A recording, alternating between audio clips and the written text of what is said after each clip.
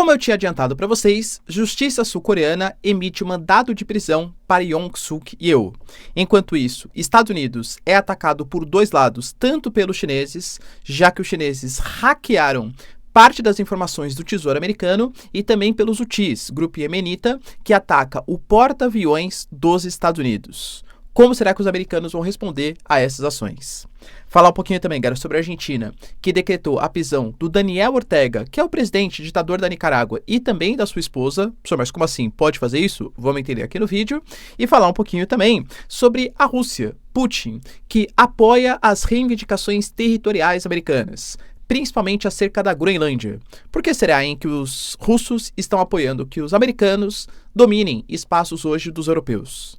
Para finalizar, pessoal, falar um pouquinho também sobre a guerra cada vez mais iminente entre Afeganistão e Paquistão, sendo que o Paquistão está mandando cada vez mais tropas para a fronteira de um país que foi aliado, pelo menos ali, desde a subida, da volta do Talibã ao poder. Se vocês querem entender um pouco mais sobre esses assuntos, e muito mais também sobre geografia, geopolítica, atualidades, política, polêmicas, enfim, tudo para você se manter sempre bem atualizado, já se inscreve no canal, deixa seu like, compartilha esse vídeo, que o professor Ricardo conta muito com a sua ajuda. Belezinha? Pessoal, Nômade, maior e melhor conta internacional do Brasil, é parceiraça aqui do canal, e caso você queira ter acesso a dolarizar ali parte do seu patrimônio no momento de insegurança fiscal, insegurança jurídica, pô, galera, link na descrição, tá? Cupom Ricardo20, se abre a conta da Nômade, é super fácil, não tem taxa de manutenção, taxa de abertura, corretagem, consegue fazer pagamentos ali internacionais, recebimentos internacionais, caso vá viajar, você pode usar cartão físico, digital, é sensacional, tá bom? Então, cupom Ricardo20, recomendo bastante aí pra vocês. Belezinha? Bora lá pro vídeo então, pessoal. Seguinte, como eu trouxe para vocês na introdução, então, era algo que eu já tinha explicado para vocês que ia acontecer. O Yoon Suk Yeol, presidente da Coreia do Sul, na verdade, ele está numa situação um pouco nebulosa, porque ele está afastado do cargo, mas ainda não sofreu impeachment, porque para ter um impeachment dos 9 juízes da Corte Constitucional da Coreia do Sul, 7 precisam aprovar, e nesse momento só existem 6 juízes, ou seja, nem seria, talvez, constitucionalmente falando, legal fazer o impeachment do presidente agora, tanto que, por exemplo, quem foi colocado para substituir ele nesse período de afastamento se recusou a nomear 3 juízes e também sofreu impeachment. A gente fala de 2 impeachments em questão de 13 dias na Coreia do Sul, e depois de uma série de investigações, enfim, deliberou-se que, por conta do Yoon Suk Yeol ter adotado uma lei marcial, que, segundo as investigações, os militares poderiam, inclusive, atirar contra membros ali do parlamento coreano que fossem contra a adoção dessa medida da lei marcial. E uma lei marcial não justificável, ou seja, ele incentivou uma disruptura democrática no país, ele teve o seu mandado de prisão expedido. Falei pra vocês ontem que isso ia acontecer, hein, galera, tá? Adiantei aqui pra vocês, adiantei.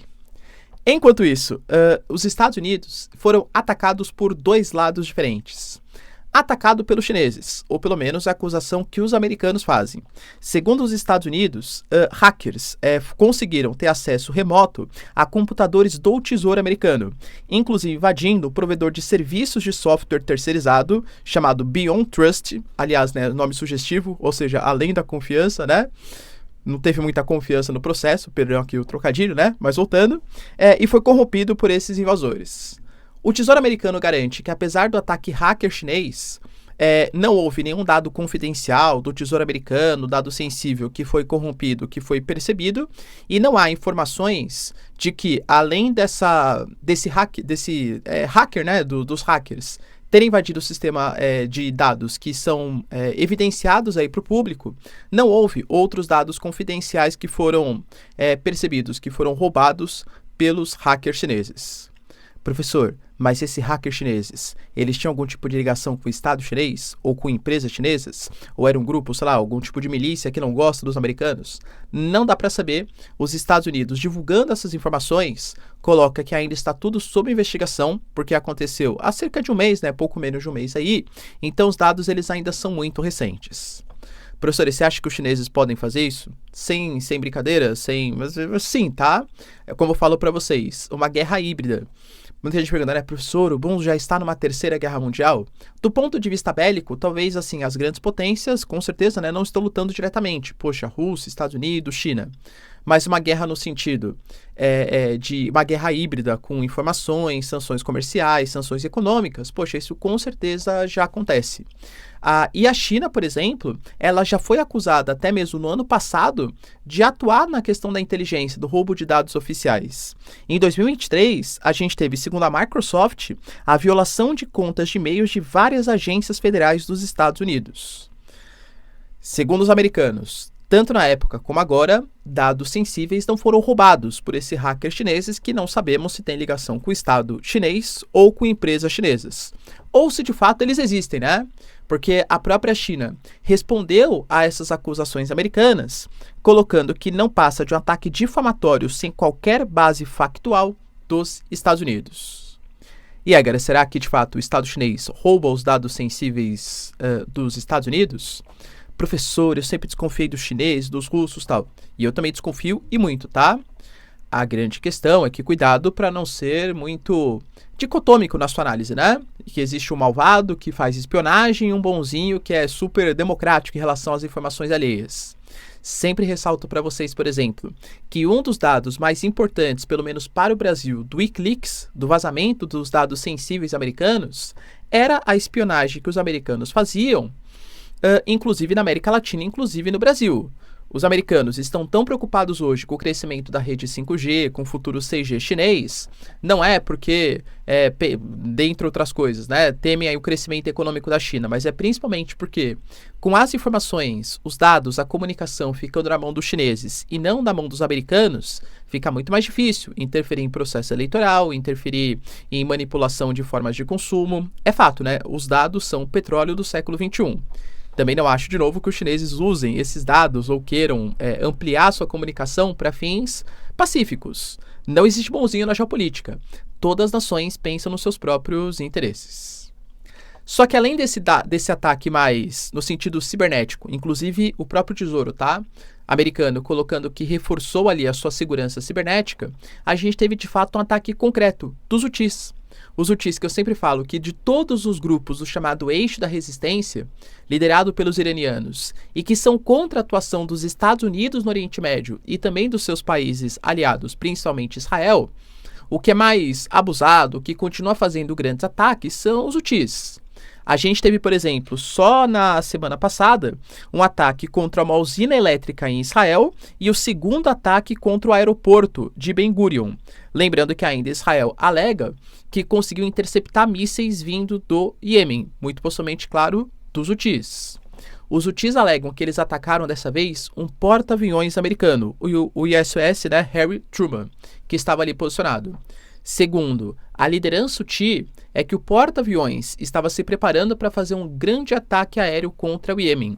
Porque a gente sabe, né, que nos últimos dias, principalmente, grandes ataques da chamada Operação Guardião da Prosperidade, que conta com o Reino Unido, Estados Unidos e também com Israel, começou a se mobilizar para atacar os Houthis. Como eu falo para vocês, um grupo ainda mais atuante, porque o Hezbollah está muito enfraquecido, o Hamas está muito enfraquecido, a Jihad Islâmica, a Síria de Bashar al-Assad, né? O Bashar al-Assad nem é mais o presidente da Síria. Então, grandes aliados do Irã estão enfraquecidos. O único grupo que ainda é extremamente atuante, muito atuante, são os Houthis. Tanto que a gente teve recentemente um ataque, né, que Israel fez contra o aeroporto no Iêmen, ali na capital em Saná, que quase pegou no Tedros Adhanom, que é a liderança da OMS. Imagina, galera, se um líder da OMS, Organização da Saúde ligada à ONU, morre por um ataque israelense. Repercussões geopolíticas maiores, né, eu diria, tá? Professor, e agora? Os americanos ou Israel vão tomar algum tipo de atitude? Os Estados Unidos, por enquanto eu gravo para vocês pelo menos, tá? Não confirmaram, isso é informação dos Houthis, e Israel deixou bem claro que eles estão travando uma guerra contra os Houthis, não contra o Iêmen. Mais ou menos, né, a mesma coisa que falava na operação que fazia no Líbano. Olha, a gente não tem nada contra o Líbano, a gente tem contra o Hezbollah. Só que, claro, feria a soberania do Líbano para fazer ataques do Hezbollah. Agora fere a soberania do Iêmen para fazer ataque contra os Houthis. A gente teve também, pessoal, uma informação bem, no mínimo, curiosa dos argentinos. A Argentina decretou a prisão de Daniel Ortega e também da sua esposa, Rosário Murillo. Professor, mas calma aí, geograficamente falando, assim, Nicarágua não fica ali na América Central, né? Estamos falando ali, poxa, de um país que está longe da Argentina. A Argentina tem poder para fazer isso? Então, tudo isso começou com um pedido que foi feito por professores e alunos da Universidade de Buenos Aires para representação para a justiça argentina. Aí um juiz, baseado, pessoal, no que eles estão chamando, né, de princípio da jurisdição universal contra crimes contra os direitos humanos, decretou seu pedido de prisão, alegando que há uma responsabilidade tanto do Daniel Ortega como da Rosário Murillo em atos de violação dos direitos humanos. Inclusive, a própria chancelaria da Argentina confirmou que tudo isso foi feito com respaldo das principais potências ocidentais. Penso eu, tá? Que quando fala potências ocidentais, ainda mais pensando que é uma ação contra o Daniel Ortega e que o Milei tem uma ligação muito próxima hoje com os Estados Unidos, tal, que deve ser chancelado ali pelos americanos. A Venezuela considerou uma decisão absurda. Vale lembrar que hoje, né, talvez os países mais isolados, junto com Cuba, do ponto de vista da diplomacia internacional, pelo menos com o Ocidente, Nicarágua, Venezuela e Cuba também. Nicarágua e Venezuela, até mesmo países um pouco mais de centro-esquerda, né, como por exemplo o Brasil, a Colômbia, o México, países que têm relações positivas aí com os Estados Unidos, com a União Europeia, deliberaram, pessoal, que não fazem mais relações, pelo menos não tão próximas como faziam no passado, tá? No caso da Nicarágua, por exemplo, a gente teve até o encerramento das relações diplomáticas relacionadas à embaixada. O Brasil convocou a sua embaixada, né, a sua representação da embaixada, e a Nicarágua fez o mesmo. E aí, será que ele vai ser preso? Cara, vamos ser sinceros? Claro que não, né? Porque, beleza, né, decretou ali a prisão. O Daniel Ortega, convenhamos, possivelmente não iria para nenhum país mesmo, aliado dos Estados Unidos ou dos argentinos com o governo Milei, e agora é muito mais uma questão simbólica. Talvez facilite novas sanções econômicas, exclusões de organismos multilaterais, mas na prática isso não significa, claro, que o Daniel Ortega vai ser preso. Lembrando que ele é acusado principalmente de perseguição contra a oposição, perseguição contra os cristãos que existem no país e agora, depois da reforma constitucional, que ampliou os poderes não só dele, mas também da sua esposa, atos ditatoriais devem aumentar ainda mais no país. Enquanto isso, galera, a Newsweek deu uma notícia super interessante, tá? Para eu compartilhar aqui com vocês, que está relacionado, eu venho trazendo aqui, né? Como que o Trump, ele vem, pelo menos enquanto não assume a cadeira presidencial, com uma atitude bastante imperialista, do ponto de vista territorial, inclusive, hein? Falou, por exemplo, que vai decretar os cartéis como organismos terror no México, e isso significa, segundo a própria Constituição americana, que os americanos poderiam fazer uma intervenção no México sem uma autorização da Cláudia Sheinbaum, ou seja, uma invasão ao território mexicano, com a prerrogativa que aquele grupo está prejudicando os Estados Unidos, principalmente por conta da entrada dos opioides, o fentanil, grande destaque, né?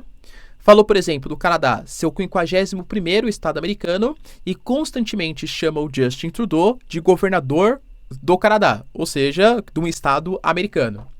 Falou também da questão do Canal do Panamá. Trouxe para vocês, né? Poxa, que o Canal do Panamá, segundo o Trump, cobra taxas abusivas dos Estados Unidos e está sendo operado e financiado hoje, né? Muito mais por militares chineses do que para benefício dos Estados Unidos, então fala de uma reconquista do Canal do Panamá e fala também da Groenlândia, coisa que ele já fez até uma proposta no seu primeiro governo, rejeitado, claro, pela Dinamarca, mas que agora ele alega que é uma questão, assim, de soberania e segurança nacional. E, claro, o Trump não é besta, né? A Groenlândia dá acesso ao Ártico, uma região com riquíssimas reservas minerais, de gás e de petróleo, com agora o degelo do Ártico, graças às mudanças climáticas, novas rotas comerciais, novos potenciais, inclusive militares, com a instalação de bases. E nisso a Rússia hoje está à frente dos Estados Unidos, até pela presença maior, né, do território, por exemplo, em relação ao Ártico, em relação ao Polo Norte. Então, o Trump está meio assim, imperialista, pelo menos, claro, enquanto não ascende à cadeira presidencial. Professor, a Rússia não é contra os Estados Unidos? Poxa, se os americanos eles vão se beneficiar tanto assim, né? De ter até acesso ao Canadá, acesso à Groenlândia, à Canal do Panamá. Isso não seria ruim para os russos?